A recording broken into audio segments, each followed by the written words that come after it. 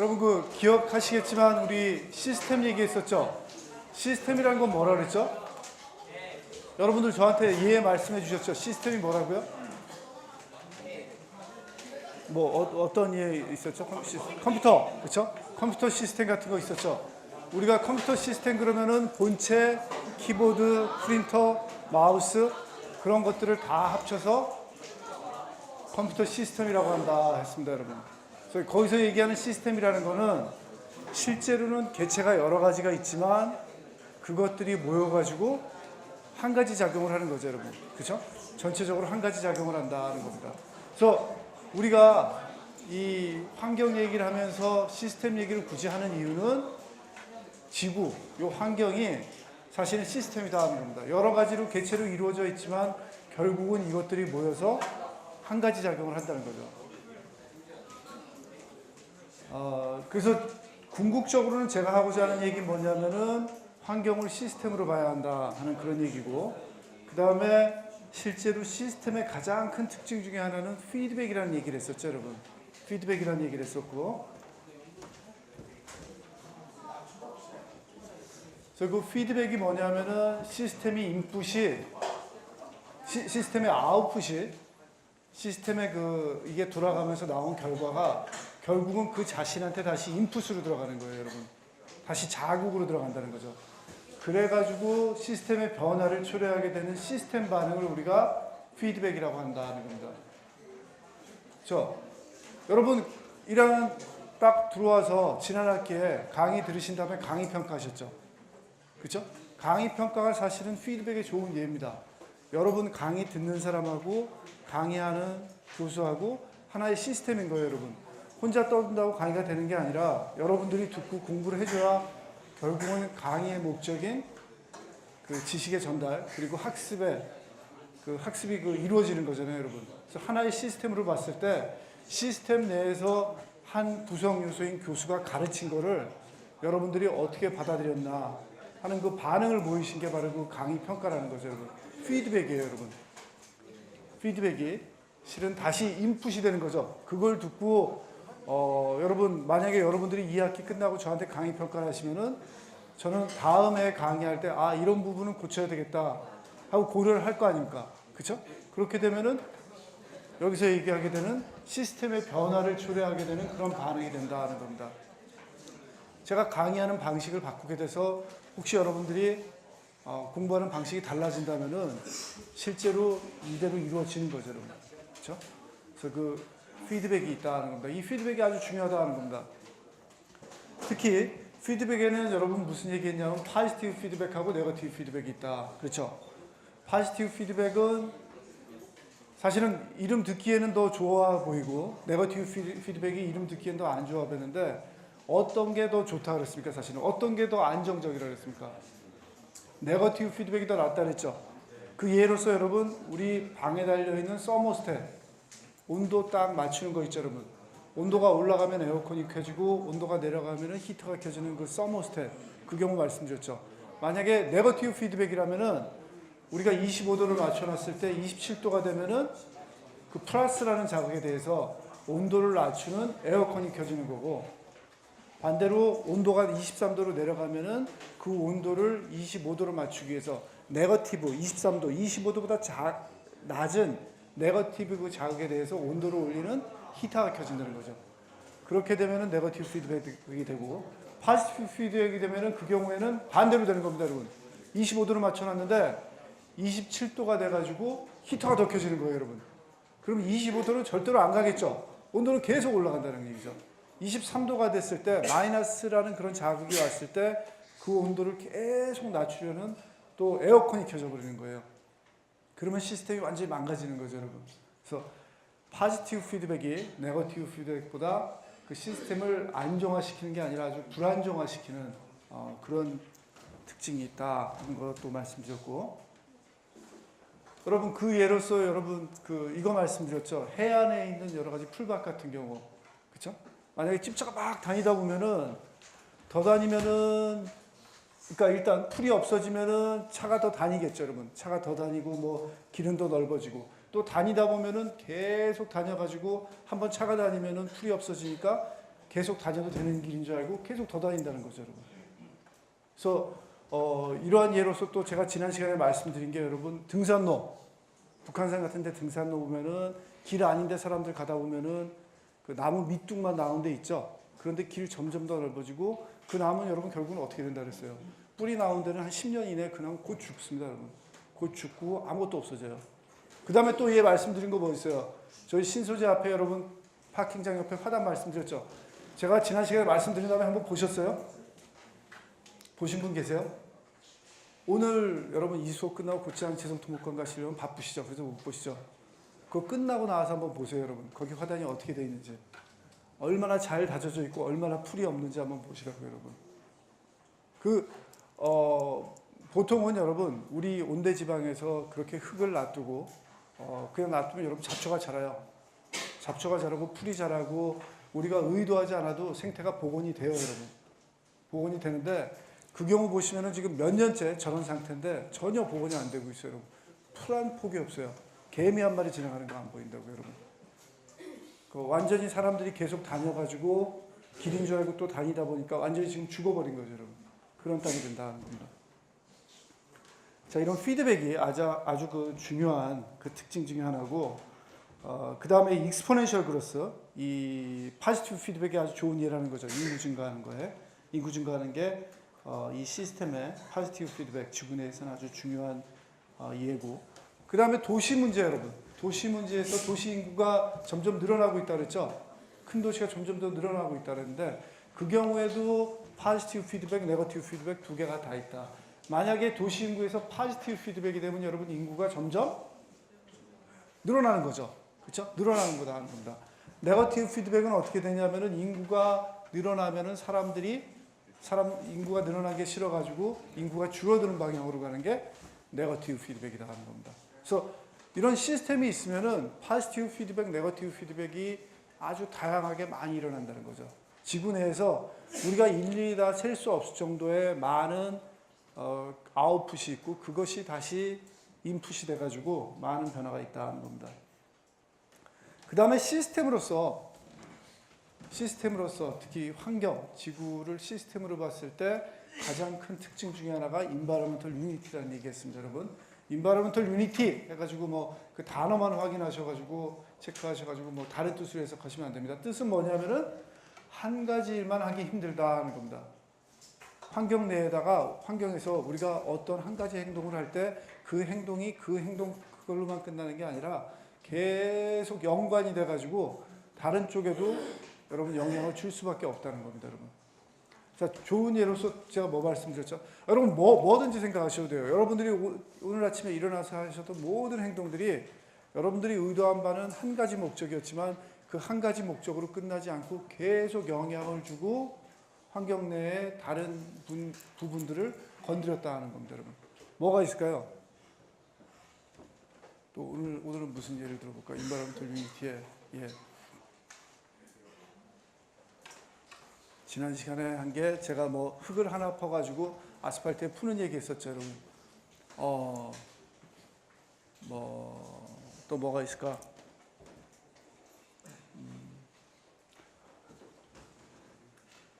또 그게 있겠죠, 여러분.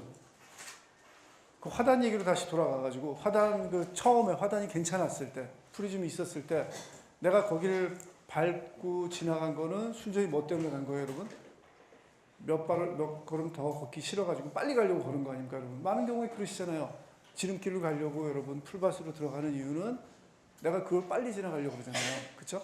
내 순수한 목적은 그거였어요. 근데 내가 걷다 보면은 한 가지 인식을 했어요. 내가 이렇게 가다 보면은 혹시 잔디가 조금 밟힐 수는 있겠다. 내가 밟은 모든 잔디가 곧장 죽는다고 생각하진 않겠지만 몇몇 풀들은 좀 망그라지고 몇몇 개체들은 좀 안 죽을 수도 있겠다 하는 그런 생각 정도는 하시죠, 여러분? 뭐 바쁘면 그런 생각도 안 하고 그냥 가겠지만 그 정도 생각을 한다 이겁니다.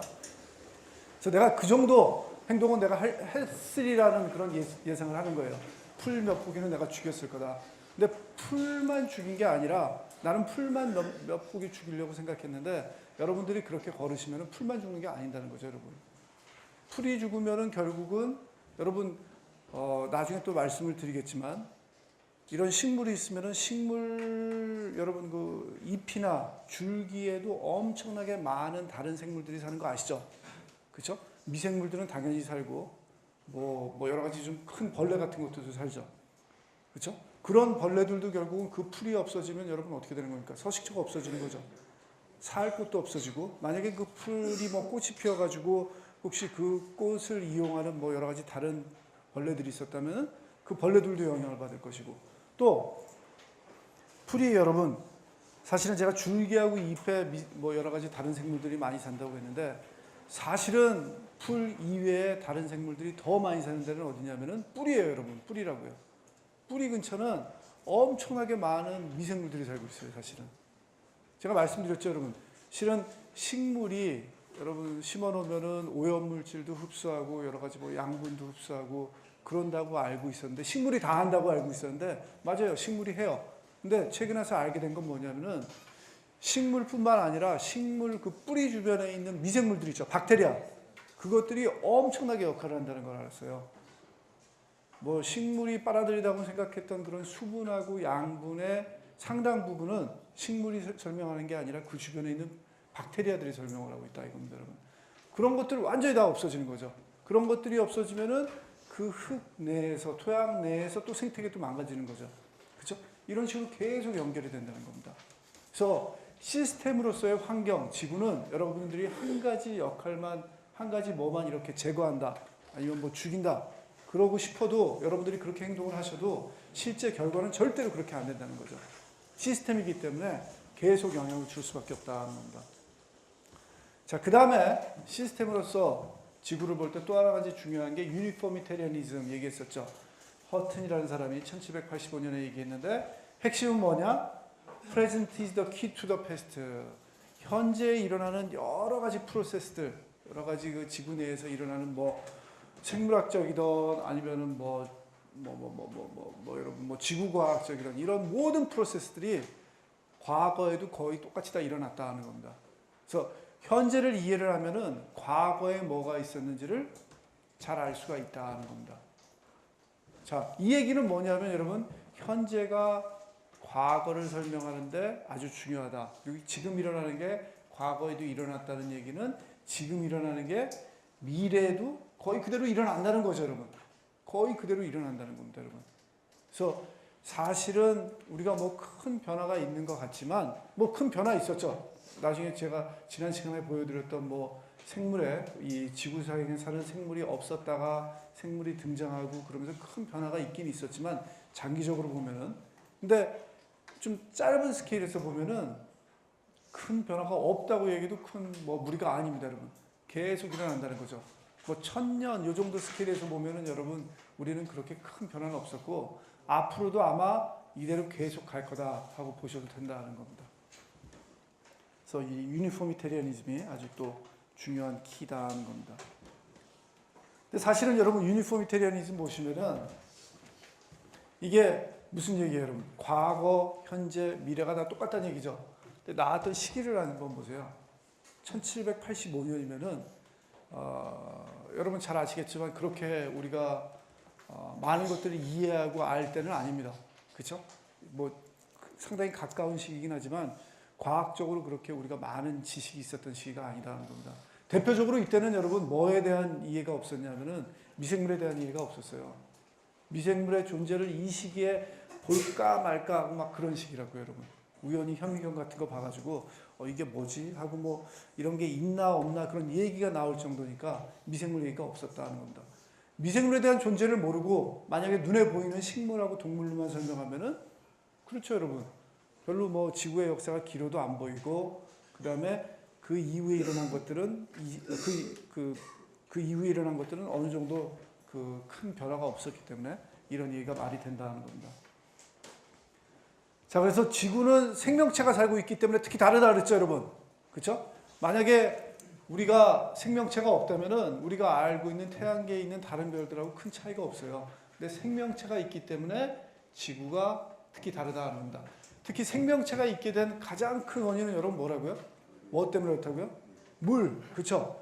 제가 뭐라고 그랬어요, 여러분? 지구가 아니라 뭐라고요? 사실은 우리는 수구입니다, 수구. 그렇죠? 우리는 수구입니다. 워터 플래닛이에요. 우리의 특징, 이 별의 특징은 땅이 있어서 그게 특징인 게 아니라 물이 있기 때문에, 물이 있어서 생명체가 살게 되는 게 가장 큰 특징입니다, 여러분. 그 다음에 여러분, 제가 또 이 말씀드렸었죠. 여러분 가끔 뭐 뉴스에서 보시면은 다른 별에 생명체가 살았던, 아니면은 뭐 살아있는 가능성이 있다는 걸 판단할 때 가장 큰 넘버원 팩터가 뭐라고요, 여러분? 물, 여러분. 물이 조금이라도 뭐 어떤 사진을 찍어가지고 뭐 광물을 채취에다가 사진을 찍어보니까, 엑스레이를 찍어보니까 물이 조금이라도 보이면은 여러분 어떤 생각을 하냐면은 생명체가 살았을 수도 있겠다 하는 그런 생각을 한다는 겁니다. 물이 그렇게 중요한 거다. 물이 있어가지고 이런 또 생명체들이 살고 있고, 결국은 또 이런 생명체가 살아가지고 여기 나온 것처럼 지구 조성에 많은 영향을 줬다는 겁니다.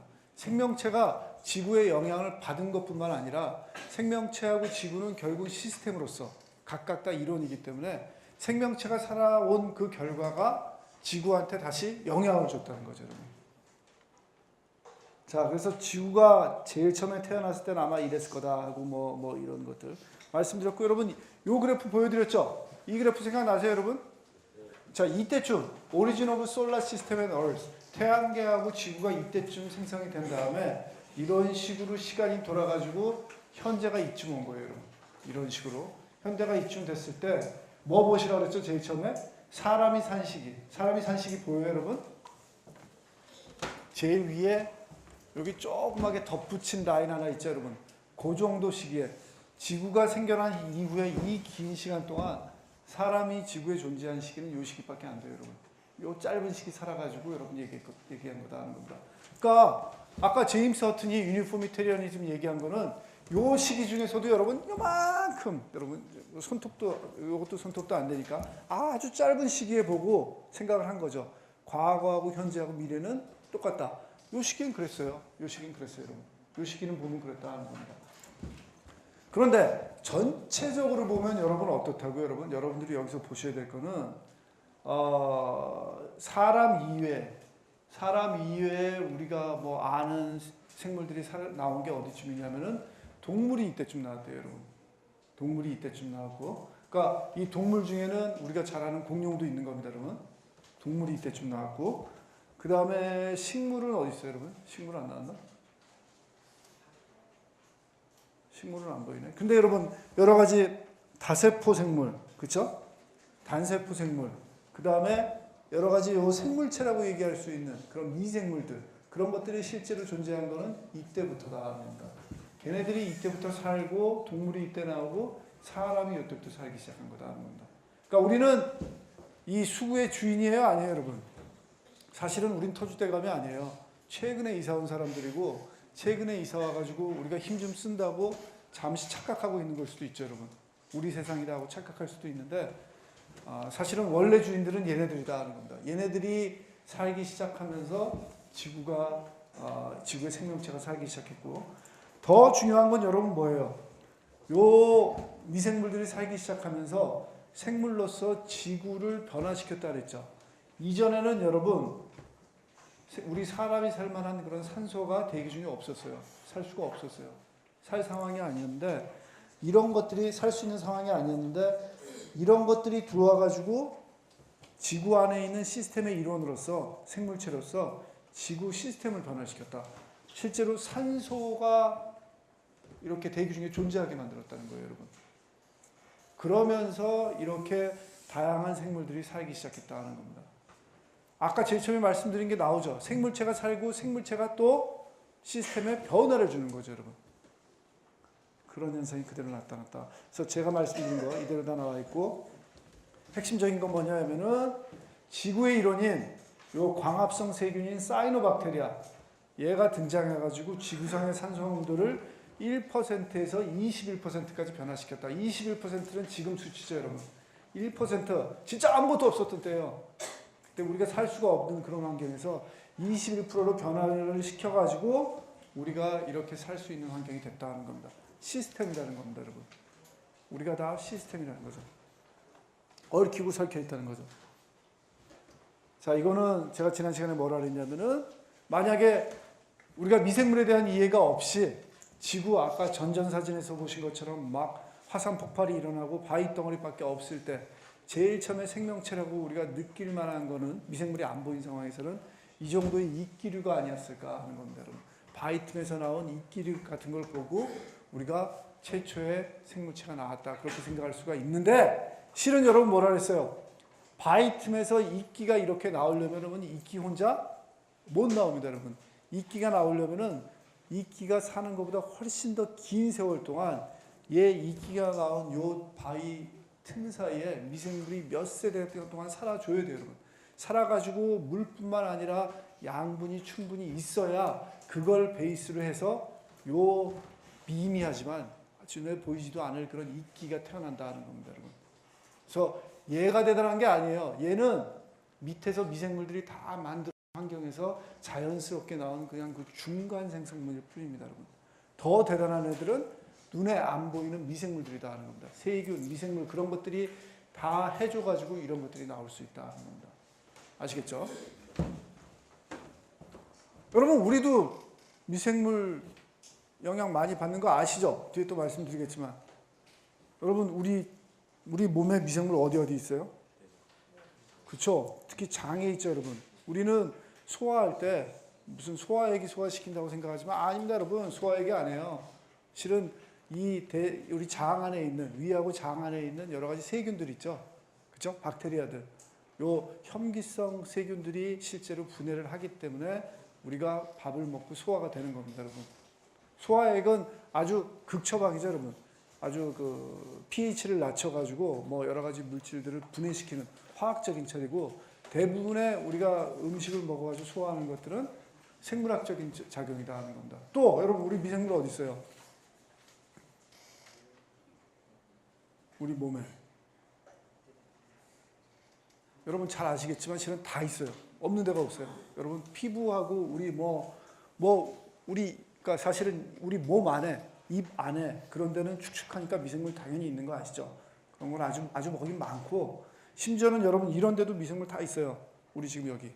여러분 방금 세수해가지고 깨끗하다고 생각하시는 그 얼굴 거기도 여러분 쫙 문대가지고 우리 실험실에서 쫙 긁어보면 미생물 많이 자라요. 여러분. 많이 있어요. 없는 데가 없어요. 여러분. 어디 다 있다는 겁니다. 심지어는 여러분 요 책상 있죠. 여러분. 책상. 상당히 그 유기물이 아니고 무기물인 이런 책상에도 쫙 긁어서 보면은 미생물 다 나온다는 겁니다. 다 있어요. 없는 데가 없다는 겁니다. 걔네들이 다 해줘가지고 이렇게 식물이건 우리가 존재하는 거다는 겁니다. 자, 그래서 결국은 우리는 이 큰 스케일에서 이 지구라는 바이오스피어에서는 어떻게 우리가 돌아가냐면은 에너지는 태양하고 지구 내부로부터 쓰고 말은 하나는 지워야 되겠네요, 여러분. 물질이 순환되면서 방출이 된다. 에너지는 이거 안 지워도 되겠다. 에너지는 또 물질이 순환되면서 방출된다. 주 에너지는 여러분 어디서 온다는 거예요? 우리 지구에서 에너지는 태양에서 오는 거죠. 태양에서 오고 우리 지구 내부에서도 실은 좀 받아요. 왜냐하면 지구 내부에 여러분 따뜻하죠, 뜨겁죠. 그 에너지도 좀 받는다는 겁니다. 그런 것들을 받아가지고 그 에너지가 물질이 순환되는데 이용이 된다는 겁니다. 물질이 순환되는데 이용된다. 여러분 대부분 아주 가장 큰 예로서 물질 순환하는 것으로 가장 큰 예로서 물의 순환 생각해 보실 수 있죠. 물 순환 얘기 많이 들으셨죠. 그렇죠? 물이 증발하는 에너지는 어디서 얻는 거예요, 사실은? 대부분 태양으로부터 얻는 거죠. 태양 빛을 받아가지고 그게 증발이 되는 거죠, 여러분. 물론 지역에 따라 가지고 지구 내부로부터 에너지가 와서 물이 탕탕탕 끓으면서 그렇게 올라가는 데도 있지만 대부분은 태양으로부터 에너지가 와가지고 물이 끓는 거죠. 마찬가지로 물이 이렇게 이동을 하면서 여러 가지 물질도 같이 순환을 한다는 겁니다. 그래서 이 밖에서 받은 에너지 또 내부로 받은 에너지를 이용을 해가지고 물질이 순환을 하고 또 방출이 된다는 겁니다. 또 어떤 특징이 있냐면 여러분 이런 질문을 던져가지고 결국은 얻고자 하는 답은 뭐냐면은 모든 것들이 서로 상호 연관이 돼 있고 디펜던트하다 하는 그 얘기를 드리고 싶은 건데 이 질문 한번 보세요. Is there any organism that both produces all its own food and completely recycles all its own metabolic products? 이런 게가 있을까요, 여러분? 저는 그 영화 안 봤는데 여러분 기차 타고 돌아다니는 영화 있다면서요.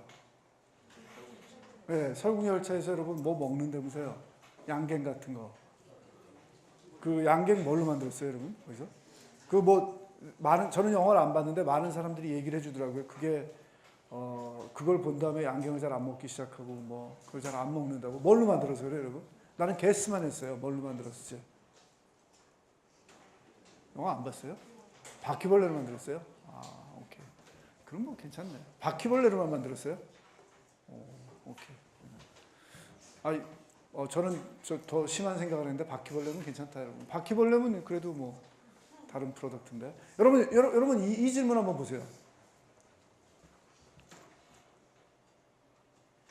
이게 무슨 얘기예요, 여러분? 완전히 이 모든 것이 엮여 있는 이런 그 시스템 내에서 자급자족한다는 거죠. 어떤 종이 하나 있어가지고 그 생물이 자급자족할 수 있다는 겁니다, 여러분. 그런 종이 있을 수 있을까요? 여러분 이대로 하면 어떻게 되는 거예요?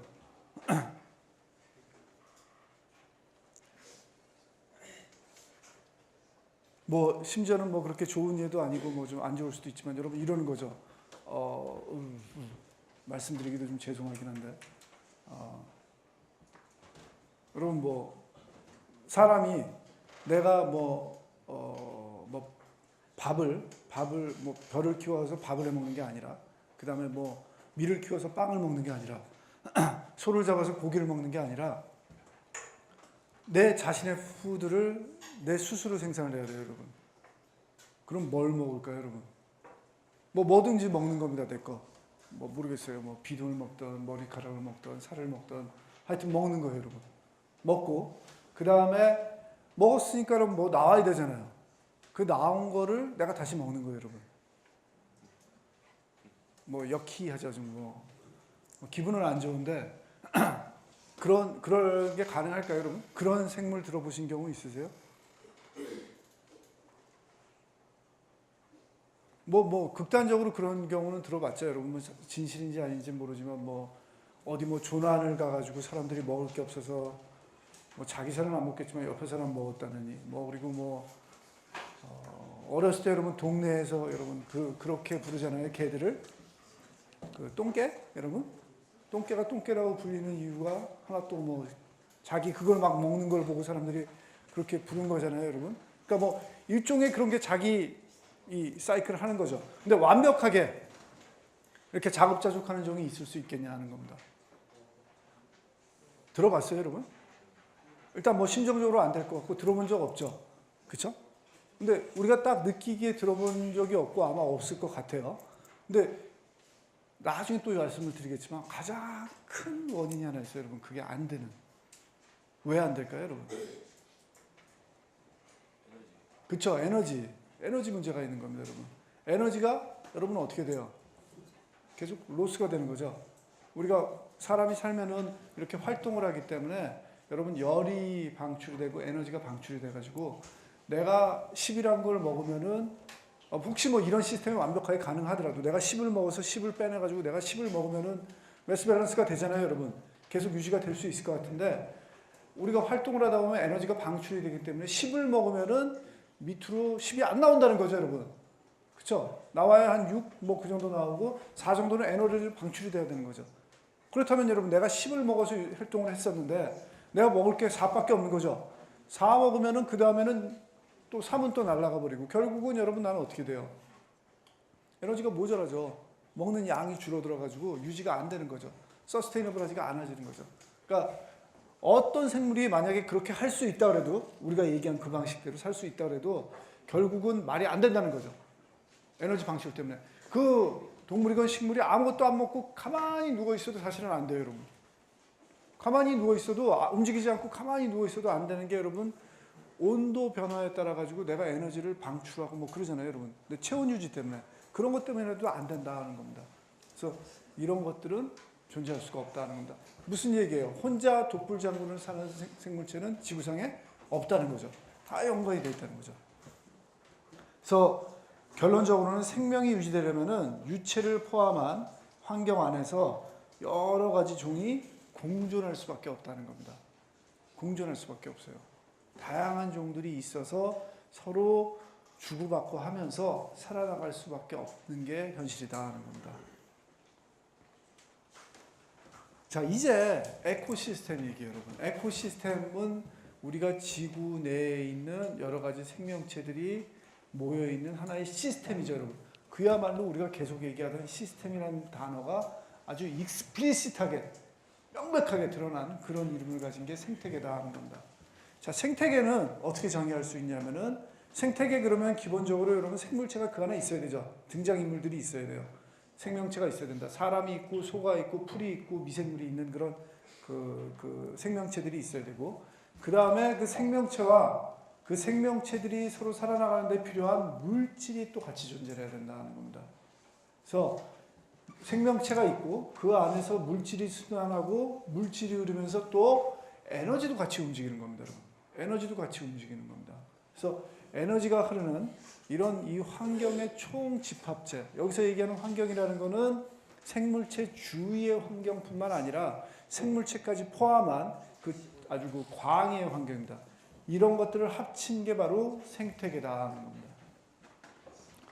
그래서 우리가 시스템이라는 얘기를 한 다음에 가장 구체적으로 예를 든 게 이제 에코시스템이다 하는 거고, 이런 에코시스템에는 내추럴한 에코시스템도 있고 아티피셜한 에코시스템도 있다. 자, 내추럴한 에코시스템, 자연적인 생태계 여러분 알고 있는 거 뭐 있어요? 예, 한번 들어주세요. 뭐 있을까요? 자연적인 생태계. 네, 당연히 그죠. 하나만 답해달라고요. 자연적인 생태계요? 네.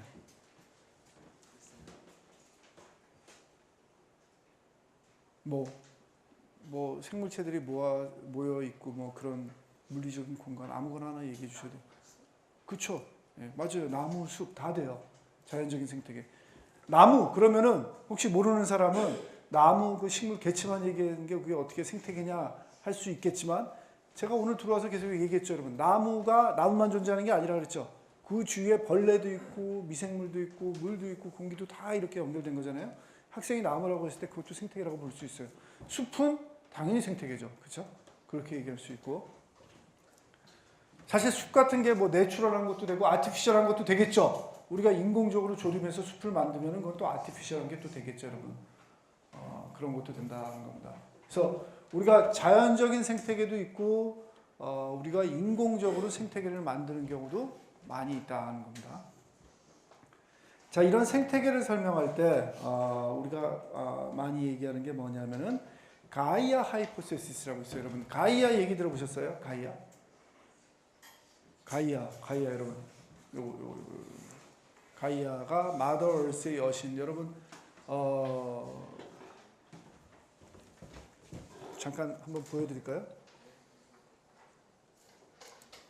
구글에서 여러분 가이아 찍으시면은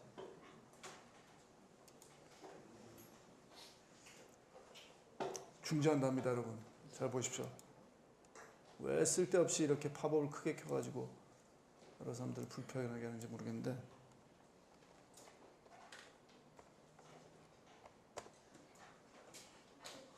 이거 뭐 해야 돼요? 확인? 네. 뭐 한 걸까요? 안 했어야 됐나 보죠? 잠깐만요.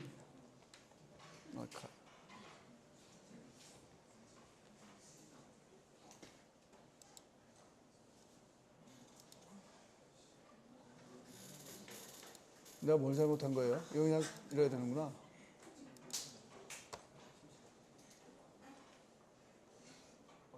확인해요.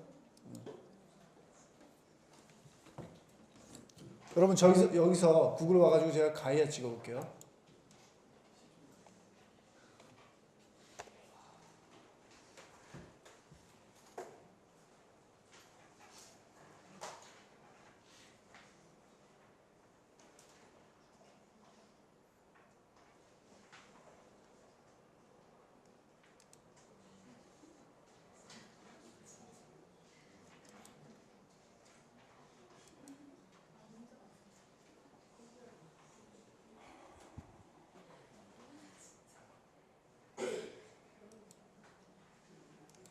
되게 물어보네 오늘.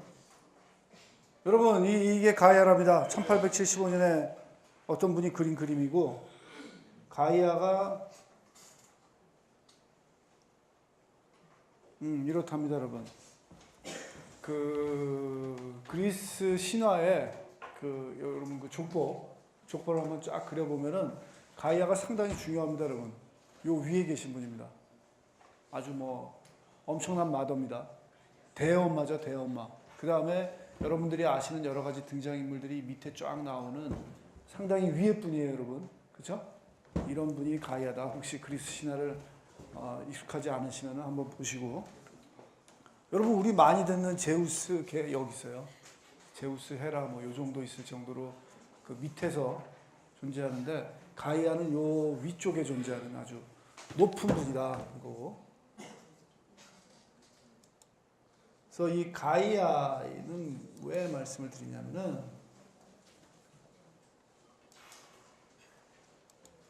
아주 중요합니다.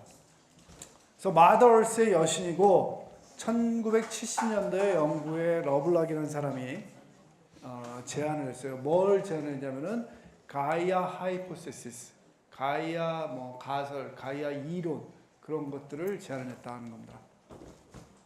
그래서 핵심적으로는 여러분 요 세 문장으로 요약이 돼요. 요 세 문장으로 요약되는데 한번 문장 하나하나씩 한번 봅시다. 자, 첫 번째 문장. Life has greatly affected the planetary environment. 여러분 어때요? 이 문장 들으시면은 yes or no? 끄덕여요? no예요? 끄덕일만 하죠. 우리가 오늘 수업 시간에 들어와서 계속 한 얘기잖아요, 여러분. 그렇죠? 생명체들이 지구의 환경을 영향을 줬다는 거죠. 그렇죠? 얼마나 영향을 줬어요? 아까 보셨겠지만 심지어는 그 사이노박테리아 같은 경우는 지구 전체의 산소의 성분을, 산소 조성을 1%에서 21% 올릴 정도로 아주 엄청나게 영향을 준 거잖아요, 여러분. 그렇죠? 오케이. 잘했어요. 그렇죠? 동그라미 크게 쳐줄만 하죠. 자, 두 번째 문장 한번 봅시다. Life has altered Earth's environment in ways that have allowed life to persist. 어때요, 이건? 오케이. 첫 번째 문장하고 두 번째 문장을 보시면은 여러분, 첫 번째 문장보다 두 번째 문장이 좀 더 어때요, 여러분? 좀 더 좀 세죠? 그죠? 좀 더 구체적이고 좀 더 세요. 그리고 두 번째 문장은 무슨 얘기를 했어요? Life has altered Earth's environment in ways that have allowed life to persist. 무슨 얘기예요, 여러분? 자, 변화를 주는 거. 첫 번째 문장에서도 변화를 준다 그래서 오케이 했는데 그냥 변화를 주는 게 아니라 어떻게 변화를 준다고요? 생명체들이 계속 지속할 수 있도록. 그렇죠? 생명체에 유리하도록 그렇게 변화를 시킨다는 겁니다. 뭐 여러분 어때요? 어떤 느낌을 받으세요? 예스 해줄까요? 노 해줄까요? 끄덕일만 하죠, 여러분. 여태까지 나온 결과를 보세요, 여러분. 그쵸? 변화시켜가지고 생명체들이 점점 못 살게 되는 거 아니잖아요. 그쵸?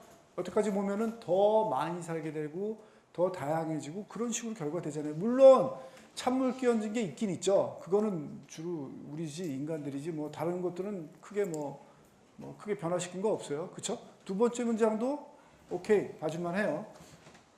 많은 사람들이 싫어하는 게 이 세 번째 문장입니다. 세 번째 문장 한번 봅시다. Life deliberately, consciously controls the global environment. 어때요, 여러분?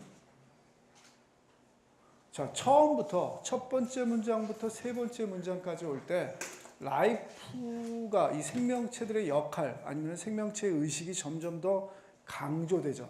강조되고 생명체가 더 힘이 있는 것처럼 그렇게 보여요. 보이면서 세 번째 문장 보면 이건 아주 세요, 여러분. 뭐라 했냐면 라이프가 고의인데 또 알고 하는 고의가 있고 모르고 하는 고의가 있잖아요. 모르고 하는 고의도 아니에요. 알고. 심지어는 다 계산을 해서 consciously 다 계산을 해가지고 어떻게 했냐면은 글로벌 인바이러먼트를 우리가 조정을 한다는 겁니다. 제어를 한다는 거예요, 여러분. 이건 어때요, 여러분? 여기까지는 오케이 해주실래요? 어떻게 하실래요? 결론적으로 말씀드리면은 첫 번째, 두 번째까지는 많은 사람들이 동의를 해요. 근데 세 번째 와가지고 뜨아해요, 여러분. 많은 사람들이 뜨아한다는 분들. 자, 우리가 여러분 글로벌 인바이러먼트를 컨셔스리 알면서 이렇게 조정을 한다. 여러분 그럼 지구 온난화는 어떻게 설명하실 거예요? 온실효 효과는. 여러분 지구 온난화, 온실효 효과 우리가 일부러 하는 거예요? 라이프가 사람이 라이프의 한 형태로서 여러분 우리가 지구 온난화를 여러분 한번 사람들 겁주려고 지금 다 계산해 가지고 딱 우리가 요만큼 내보내고 그 다음에 이건 뻥이고 몇 년 후면 이거 다 없어지도록 그렇게 계산해 가지고 우리가 CO2 방치를 했던 겁니까?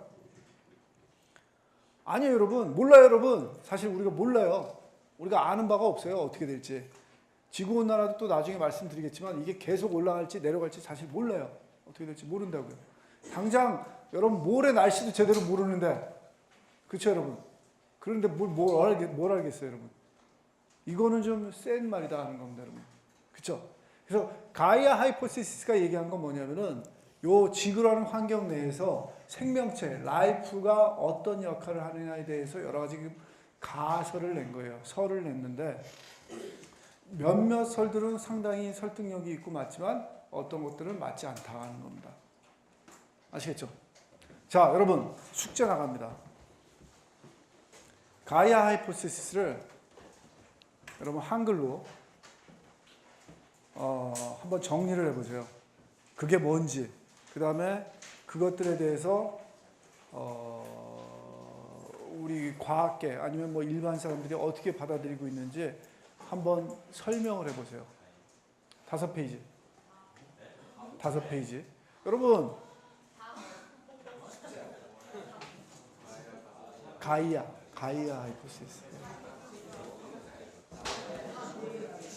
여러분 요거 가이아 하이포시스. 여러분. 예, 가이아 여기 있어요. 요거 보시면 되고. 자, 설명을 드릴게요. 여러분, 제가 숙제 다 해드렸어요. 제가 여러분 아까 구글에서 다 찍어 드렸잖아요. 다 나와 있어요. 다 나와 있는데 제가 여러분한테 바라는 건 뭐냐면은 그게 혹시 영어로 되어 있다면은 한글로 해석을 하시고 그 다음에 한번 좀 정리를 해보시라는 겁니다. 자, 단서가 들어갑니다, 여러분. 정리를 하시는데 여러분들이 스스로 창작 안 하실 거 제가 압니다, 여러분. 그걸 공부하셔가지고 여러분들이 논문 쓰듯이 그거를 다 여러분의 워드로서 그렇게 안 하실 거죠. 여러분들은 100% 맞습니다, 여러분. 101% 제가 확신하는데 카피 앤 페이스트 하실 거예요. 그렇죠? 카피 앤 페이스트 하실 때 여러분 그 레퍼런스를 꼭 다세요. 레퍼런스가 뭔지 아시죠? 출처를 꼭 다시고 그 다음에 그것들을 모아가지고 한번 쫙 글을 만들어 보시라는 겁니다. 저는 여러분한테 바라는 거는 그걸 모아가지고 한번 말이 되게 편집을 한번 해보시라는 거예요. 5페이지 충분히 만들죠, 여러분. 마우스 건전지만 갖고 끼시면 다 됩니다, 여러분. 충분히 다 카피 앤 페이스트 하시고 레퍼런스는 몇 개 이상? 3개 이상. 오케이? 출처 적어도 3개 이상. 참고문은 3개 이상에서 카피 앤 페이스트 하셔가지고 순서를 잘 맞춰보세요, 여러분. 그쵸? 그래가지고 제출하시면 되겠습니다. 언제까지? 다음 주 월요일. 일주일. 모든 숙제는 일주일. 오케이? 오케이. 연휴니까 수요일. 좋습니까? 네, 수요일. 네. 이번 주 수요일 날은 안 오실 거잖아요. 저도 올 생각이 없어요. 자, 다음 주 수요일까지 5페이지 이상 카피 앤 페이스트, 레퍼런스 3개 이상, 레퍼런스 3개 이상입니다, 여러분. 제가 여러분한테 바라는 미니멈은 뭐냐면은 카피 앤 페이스트 하셔가지고 순서 맞추시고 한 번은 읽어보시라는 겁니다. 그러면은 여러분 어떻게 흐름 가는지 아시잖아요. 그 정도만 해주셔도 돼요. 오케이?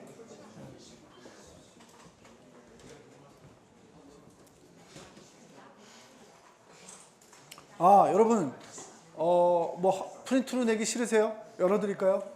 과제물로 온라인 강좌? 그러면 그냥 업로드 하시면 돼요. 파일로. 그럴까요?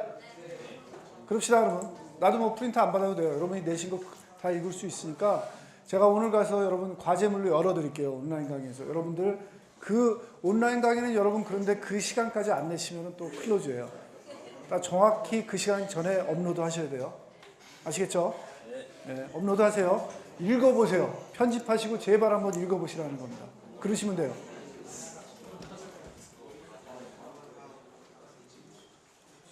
자, 가이아 하이포시스 세 번째. 그게 약간 또 말이 안 된다는 거, 그런 거에 큰 예 중에 하나로서 여러분 이런 겁니다. 사람이 어떻게 보면은 인간이 살면서 여러 가지 질서가 많이 깨졌다고 말씀드렸죠. 그 얘기 많이 들으셨죠. 자, 그 가장 큰 예 중에 하나, 이 그래프 한번 보세요, 여러분. 여러분, 요 선이 뭐냐면은 1650년부터 1996년까지 인구가 어떻게 증가됐냐 하는 그 선을 나타내는 겁니다. 여러분, 지구상의 인구 이렇게 증가했죠. 우리 계속 보아온 것처럼 엑스포넨셜 그로스 지수함수적으로 증가했죠. 증가했는데 여러분, 사람이 늘어나면서 또 어떤 변화가 생겼냐면은 벌드나 애니멀, 조류나 여러 가지 포유류 이런 것들의 멸종이 많이 됐다는 겁니다. 멸종된 종의 숫자를 보시면은 1650년에서 한 1850년까지는 그냥 그래요. 잘 가다가 한 1900년, 1800년대 후반부부터 보시면은 와우, 엄청나게 많이 증가했죠. 그렇죠? 사람이 확 늘어나면서 실제로 이런 그 종들도, 동물의 종들도 엄청나게 많이 멸종이 된 게 여기 보이죠, 여러분. 그렇죠? 이런 게 가이 하이포시스에서 얘기한 것처럼 우리가 이 델리버리틀리 한 거예요, 여러분. 컨셔슬리. 뭐 당장 뭐 호랑이 가죽이 필요했고 먹을 게 없어서 뭐 소 잡아먹고 그런 거 있었지만 우리가 이런 것들을 다 계산해서 하진 않았죠, 여러분. 사람들이. 뭐 우리가 여쭤볼 수는 없지만 우리 증조 할아버지 뭐 그런 분들한테 뭐 여쭤볼 수는 없지만 그러시진 않았을 겁니다 하는 겁니다, 여러분. 저희하고 거의 똑같을 거예요. 거의 아무 생각 없이 배고프시니까 그거 했을 거고 돈 되니까 호랑이 가죽 잡았을 거다 하는 겁니다. 그렇죠? 이렇게 뭐 환경에 대한 그런 생각까지는 안 했다는 거죠, 여러분. 자, 여기까지 말씀드리고, 자, 그러니까 제가 여태까지 말씀드린 거는 시스템으로서의 지구, 그리고 환경 말씀드렸고, 그 가장 큰 예로서 생태계 말씀드렸고, 생태계의 특징, 그리고 그걸 설명하는 여러 가지 이론들, 그 중에 제일 마지막에 얘기한 거는 가이아 이론, 여러분들한테 숙제 나간 거, 그것까지 말씀드렸습니다, 여러분. 자, 이제는 뭘 공부할 거냐면은, 바이오 지오케미컬 사이클. 이 부분은 뭘 얘기를 하냐면 여러분 이 얘기예요. 지구가 에너지로선 뭐라고요? 오픈 클로즈드. 오픈이라고 그랬죠. 태양계에서 받으니까, 태양으로부터 빛을 받으니까 오픈이고, 물질 면에서는 여러분 어떻게 된다고요? 닫혀 있다고. 물질은 여러분 어떻게 된다고요? 결국은 이 지구 안에서 돌고 돌아요, 여러분. 돌고 돌아요. 어떤 자원이 완전히 다 없어졌다. 그게 말이 된다고요, 여러분? 말 안 돼요. 표현상의 문제예요. 표현상의 문제고, 단지 우리가 그 사용하는 사용량이 공급량보다 일시적으로 많기 때문에 그 스트레스 때문에 우리가 어떤 자원이 고갈됐다고 느끼는 거지, 고갈될 수는 없어요, 여러분. 왜냐하면 결국은 이 지구 안에 어떤 형태로든지 존재해요. 모르겠어요. 여러분 시기에는 그거 안 볼 것 같고, 여러분 손자, 증손자 때도 못 볼 수도 있지만, 이건 무슨 얘기예요, 여러분? 원소가 결국은 그 물질이 지구 안에 존재한다면은 어떠한 특정한 자원이 모자라면 여러분 어떻게 하면 돼요? 어디 있는지 알아가지고 그거 가져다가 여러분 화학적으로 하든지 뭐 하여튼 생물학적으로 변환시켜서 우리가 원하는 그 형태로 만들면 되잖아요, 여러분. 그렇죠? 그게 존재를 안 한다는 문제인데, 결국은 이 시스템 안에 존재한다는 것은 우리가 충분히 기술만 좋아진다면은 뭔가 할 수 있다 하는 그런 가능성도 보이는 거죠. 한 300~400년 후에 자원 그런 얘기 안 할 수도 있어요, 여러분. 자원이 모자란다는 얘기를 할 필요가 없는 거죠. 왜냐하면은 그 에센스는, 그 조성 물질들은 다 있기 때문에 우리가 그거를 어떻게 변형시키냐, 그 문제지, 변형시킬 수 있는 기술만 이제 생기면 된다는 겁니다, 여러분. 그게 언제 생길지는 모르죠, 여러분. 언제 생길지는 모르지만 사실은 전체적인 그림은 그렇다는 겁니다. 자, 그래서 여기서 우리가 알아볼 거는 지구상에서 물질이 돌고 돈다는데 어떻게 크게 돌고 도는지 한번 보자 하는 겁니다. 자, 가장 큰 질문이 이거죠, 여러분. 어떻게 지구의 생물이 계속해서 살아나갈 수 있었냐 하는 겁니다. 생물은 시기가 길지만 사람은 얼마 안 되죠. 뭐 생물이 산 기가 꽤 돼요. 근데 생물뿐만 아니라 사람 다 우리가 물질을 소비를 했죠. 뭔가 소비를 했으면서 살았다는 겁니다. 더 좋은 예로서는 우리는 여태까지 우리 선조부터 해서 뭐 금이면 금, 은이면 은, 뭐 석탄이면 석탄 캐서 사용만 했지 그거를 우리가 굳이 다시 넣으려는 노력은 안 했죠. 그렇죠? 다시 넣으려는 노력은 안 했다는 겁니다. 만약에 생물체들이 이렇게 긴 시간 동안 지구에서 살았고 어떠한 특정한 물질들, 특히 유기물인 유기 생명체인 생명체들이 살아가는 데는 뭐 궁극적으로 몇몇 원소들은 아주 많이 필요할 거예요. 그렇죠, 여러분? 뭐 어떤 원소가 특히 많이 필요할까요? 뭐 카본, 나이트로젠, 포스포러스 그런 뭐 영양분들 그런 것들은 특히 많이 필요할 거 아니에요. 그런 것들을 우리가 계속 그렇게 썼다면은 고갈됐을 수도 있을 거 아니에요, 여러분. 고갈됐다면은 못 살아나겠죠. 더 이상 살아날 수가 없다는 겁니다. 근데 여태까지 그런 문제 들어본 적 있어요? 뭐가 고갈이 돼서 못 살았다는 경우는 거의 없죠, 여러분. 그죠? 그런 경우는 거의 없고, 만약에 어떤 종들이 없어졌다면 방금 전에서 보신 것처럼 주로 뭐에 의해서 없어진 거예요? 사람들이 주로 없앴던 거죠. 사람들이 주로 뭐 그걸 없앴던 거지. 그 생물 자체, 없어진 생물 자체가 살아나갈 수 없을 정도로 물질이 모자라서 없어진 경우는 거의 없었다는 겁니다. 그렇죠? 자, 그걸 보면은 생명체가 살아나가는 물질의 공급은 계속 된다는 거죠. 계속 있다는 거죠. 어떤 형태로든지 계속 있어가지고 괜찮다 하는 겁니다, 여러분. 자, 이 워싱턴호 얘기는 뭐냐면은 미국의 이 워싱턴 주에 있는 그 조그만 호수래요. 시애틀 주변에 조그만 호수인데 여기 여러분 호수 그러면 여러분 호수의 특징이 뭡니까? 고인물, 그렇죠? 사실은 고인물은 또 아니에요, 여러분.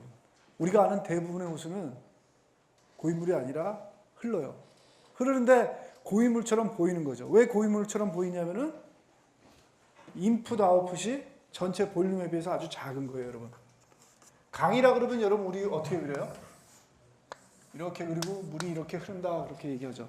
예를 들어서 한 섹션을 잘라서 볼 때는 들어오는 양하고 나가는 양이 거의 일정하고 그 양이 실제로 요 워터바디에 그대로 다 담아 있기 때문에 그냥 흐른다고 이렇게 보는 거죠.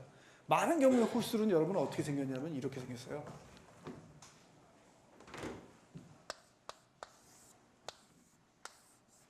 이렇게 생겼다는 겁니다. 이런 경우를 우리가 보통 호수라고 부르는 거죠. 물이 보통은 흘러 들어오고 흘러 나가요. 근데 이 안에 요 목욕탕이 너무 큰 거죠. 목욕탕이 너무 크기 때문에 한번 들어오면은 고인물처럼 보이는 거죠. 고인물처럼 보이고 그러나 보통은 흘러나간다. 고인물 호수도 분명히 있긴 있어요. 근데 고인물로 있으면 여러분 궁극적으로 어떻게 돼요? 그 물은 썩고 아주 심해지고 증발이 되거나 어떻게 되거나 거의 없어져요, 여러분. 그렇게 서스테이너블하지가 않다는 겁니다. 근데 우리가 몇백 년 동안 호수가 존재한다고 아는 그런 호수들은 대부분 이런 구조예요. 물이 계속 흘러들어오고 흘러나가요, 여러분. 흘러들어오고 흘러나가기 때문에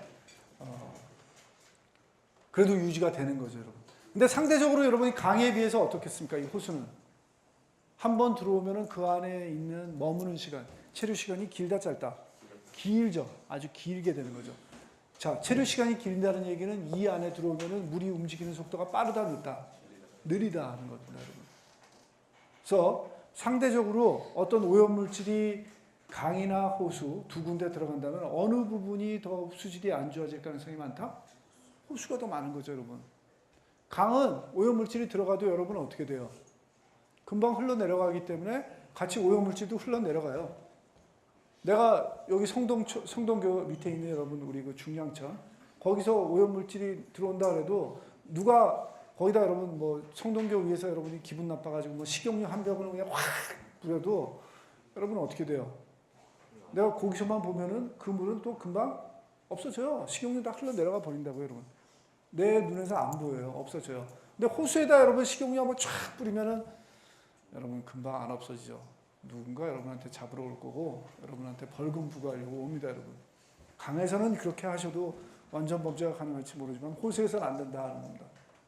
그래서 많은 경우에 호수가 안 좋고 이 워싱턴호라는 거는 시애틀 주변에 있는 호수인데 이 호수도 문제가 있었다는 겁니다. 어떤 문제가 있었냐면은 옛날엔 여러분 물 끓여다가 깨끗한 물 끓여다가 물 마시고 하수 버리죠. 하수를 어디다 버려요? 처리장에다. 요즘 와서 처리장 버리지만 옛날에는 여러분 어디다 버렸겠어요? 그냥 뭐 땅에도 버리고 뭐 개천에다 그냥 버린 거죠, 여러분. 그렇죠? 사람들이 그렇게 살았어요. 그래서 여러분 어렸을 때, 저 어렸을 때 많았어요. 서울에 개천들이 많았거든요. 그 개천들이 뭐였냐면 사실은 하수구였어요, 하수구. 서울시에서 하수구를 공식적으로 땅 속에다 묻기 전에 하수구가 개천이었어요. 그래서 개천물 보면은 보통 여러분 물 색깔이 어땠냐면 시커맸어요. 아주 더럽죠. 그리고 온갖 쓰레기가 다 흘러나가는 그런 개천들이 많았다는 겁니다. 근데 참 재밌죠? 그 당시만 해도 여러분 개천만 있으면은 그래도 그것도 물이라고 그 옆에다가 벤치 만들고 구해서 막 그 공원처럼 다 했어요, 여러분. 근데 여름만 되면은 거기 가면은 여러분 물은 사시사철 꺼놓고 냄새 또 죽이죠. 또 그렇다고 또 뭐 가로수도 있고 벤치도 있고 모양은 좋다고 꼭 부르면 꼭 세느강이라고 불러요, 여러분. 파리 한 번도 안 가본 사람들이 그 당시만 해도 다 세느강 부르면서 낭만적이라는데 낭만 무슨 낭만? 낭만 하나도 없어요, 여러분. 냄새만 나고 그런 데였다 하는 겁니다. 여기도 그랬어요. 이 사람들이 근처에서 살면서 깨끗한 물 어디서 끌어다가 마시면서 하수를 여기다 버린 거죠. 여기다 버리니까 여러분 이 물들이 어떻게 되겠습니까? 생활하수를 버리니까 더러워진 거죠. 더러워진 거죠. 그렇죠? 특히 생활하수를 버리면은 여러분 제일 안 좋은 게 뭐냐면은 우리 그 민물에서는 부영향을 일으키는 가장 큰 넘버원 이유가 뭐냐면 인이에요. 인. 여러분 피. 인이 가장 안 좋다 하는 겁니다. 인이 특히 여러분 우리가 그 먹는 우리 그 음식물 배설물 거기에도 있지만 거긴 별로 없어요. 특히 어디 많냐면 여러분 세제. 우리 빨래하는 세제들 있죠. 요즘은 많이 페이스 아웃 되는데 인 베이스로 된 그런 세제들이 많았어요. 그러니까 PO4가 결합된 그런 화학물질이 들어간 세제가 워낙 많았다는 겁니다. 그래서 사람들이 살면은 그리고 하수가 모이면은 대부분 경우에는 지구상 어딜 가든지 부영향화가 일어나고 인이 많아가지고 부수물이 더러워졌다는 겁니다. 자, 이건 뭐예요, 여러분? 여러 가지 원래 인이 여러 군데 퍼뜨려 있을 거를 사람들이 모여 살면서 그걸 또 세제로 만들어가지고 쓰고 그걸 특정한 물에 버리다 보니까 여기에 여러분 물질이 어떻게 된 거예요? 과부하가 걸린 거죠. 사실은 여기 이렇게 많이 존재하는 게 아니라 퍼져가지고 흘러내려가고 공기 중에도 공기는 이미 별로 안 존재하지만 여러 가지 형태로 존재해야 됐어야 될 게 이 물에 아주 다량으로 존재하니까 문제가 생기는 거죠, 여러분. 그렇죠? 모르겠어요. 인광산을 쓴다면은 뭐 이거 뭐 어떻게 잘 걸러가지고 뭐 만들 수 있으면 다행인데 그 정도 필요까지는 없으니까 여기에 아주 환경 문제가 아주 심해진 그런 예가 된다는 겁니다.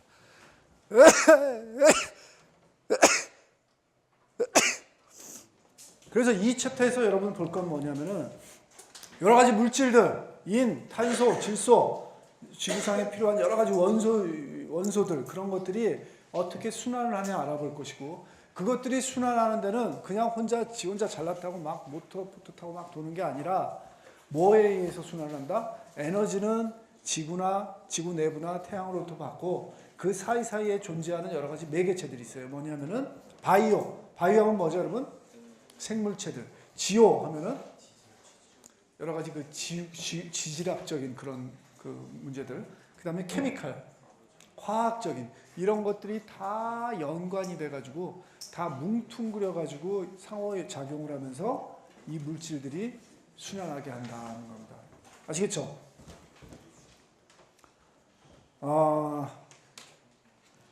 오늘은 여러분 요거까지만 하고 끝낼게요. 자, 뭐냐면은 큰 그림은 이래요. 세세한 화학 물질마다 실제로 도는 그 양상은 달라요. 여러분들이 다음 시간에 보시고 그 다음 시간에 보시면 알겠지만 도는 그 그림은 다른데 전반적인 큰 양상은 이렇다 하는 겁니다. 아주 뭐하고 비슷하냐면은 물의 순환하고 아주 비슷해요. 물의 순환하고 아주 비슷하다. 보시면은 여러분 어떻게 돼요? 공기 중에 존재할 수 있어요. 어떤 특정한 화합물이 공기 중에 존재할 수 있죠. 여러분 탄소가 공기 중에 존재하는 형태 뭐 있어요? CO2 또 CO 또 메탄, CH4 그런 형태로 탄소가 존재하는 거죠. 그런 형태로 탄소가 그런 H나 O하고 결합이 돼가지고 공기 중에 존재할 수 있겠죠. 이렇게 존재한다는 거예요. 그랬다가 여러분 어떻게 돼요? 이런 것들이 유기물에 의해서 업테이크가 될 수가 있어요. 흡수가 될 수 있죠. CO2가 유기물에서 흡수되는 경우 있어요. 뭐죠? 광합성. 그렇죠? 식물에서 광합성 되죠. 광합성 되고. 그러면은 공기 중에 있던 CO2의 그 C가 여러분 어떻게 된 거예요? 식물의 바디의 C로 옮겨간 거죠. 그렇죠? 그래서 C가 내 식물 바디가 더 커지는 거죠. 나뭇잎이 생기고 줄기가 커지고 바디가 된 거예요. 그랬다가 이게 여러분은 어떻게 될 수 있어요? 식물체가 한참 산 다음에는 죽죠. 죽든지 아니면 내가 화단지 가다가 밟아가지고 죽이든지. 그러면은 그게 여러분은 어떻게 되겠어요? 생명이 끊어지면서 분해가 되겠죠. 나뭇잎이 낙엽이 되면은 그게 그대로 계속 유지하지 않잖아요, 여러분. 색깔 변하면서 점점 알갱이가 작아지고 나중에 눈에 안 보이는 그런 알갱이가 되겠죠. 그런 알갱이가 되면은 여러분은 어떻게 돼요? 모든 생물체는 여러분 우리 어떻게 배웠어요? 흙으로 돌아간다. 흙으로 가겠죠. 썩어서 흙으로 간다는 겁니다. 여기서 C의 뭐 무슨 형태인지 모르겠어요. 벌레에 먹히든지 아니면 뭐 광물로 있든지 C의 형태로 있다는 겁니다. 일부는 바람이 불면은 먼지가 돼가지고 공기 중으로 다시 날아갈 수도 있겠죠. 물론 알갱이로 날아가는 게 아니라 알갱이에서 또 분해돼가지고 CO2로 날아갈 수도 있을 것이고, 일부는 땅 속에 들어갔다가 내가 계속 밟아주니까 그게 땅에 점점 깊이 들어가는 거예요. 광물이 돼버려요, 여러분. 그러면 아주 땅속 깊이 들어갈 수도 있겠죠. 그랬다가 지진이 일어난다거나 뭐 지각 변동이 일어나서 뭐 이렇게 돼버리면 또 그렇게 되는 거잖아요, 여러분. 그렇죠? 이렇게 될 수도 있다는 겁니다. 그랬다가 여기 있는 실은 또 어떻게 돼요, 여러분? 뭐 화산 폭발. 화산 폭발이 나면 땅속 깊숙이 있었던 것들이 대기 중으로 확 나오는 거죠. 나오면서 다시 대기로 갈 수 있다는 겁니다. 여러분 여기서 무슨 생각나요? 지진이나 화산 폭발이 물론 그걸 당하는 사람한테는 아주 커다란 재난이지만 사실은 여러분 지구 물질 순환 면에서는 여러분 어때요? 괜찮아요. 긍정적인 거예요, 여러분. 그게 안 일어나면은 그런 사건이 안 일어나면은 요 땅 속에 박혔던 것들이 다시 이렇게 순환될 수 있는 사건이 없어요, 여러분. 그렇죠? 나쁘지만은 않은 거예요, 사실은. 전체 순환 면에서는 공헌하는 바도 있다는 겁니다. 다시 한번 말씀드린다, 여러분. 그 사고를 당한 사람들이 뭐 잘 당했다 그런 건 아닙니다.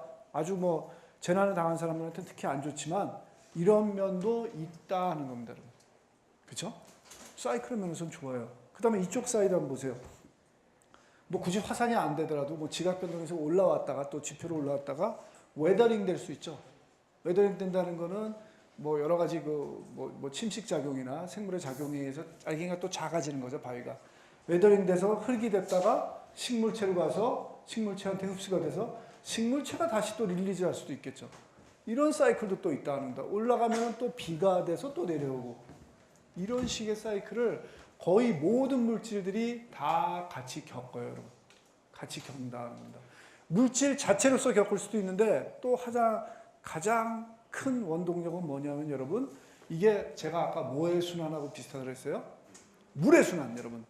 우리 수구에 사는 사람들 물이 이렇게 중요하다는 거예요. 물은 생명체한테 살아나갈 수 있는 액체를 이게 공급해 줄 뿐만 아니라 사실은 또 어떤 기능이 있냐면은 배우셨겠지만 유니버설 솔벤트예요, 여러분. 유니버설 솔벤트라는 거는 아주 많은 것들을 녹일 수 있는 용매라는 거죠. 물이 순환을 하면서 자기 안에다가 여러 가지 물질을 녹여가지고 같이 순환을 해주는 거예요, 여러분. 같이 순환을 해준다. 물이 또 중요하죠, 여러분. 그죠?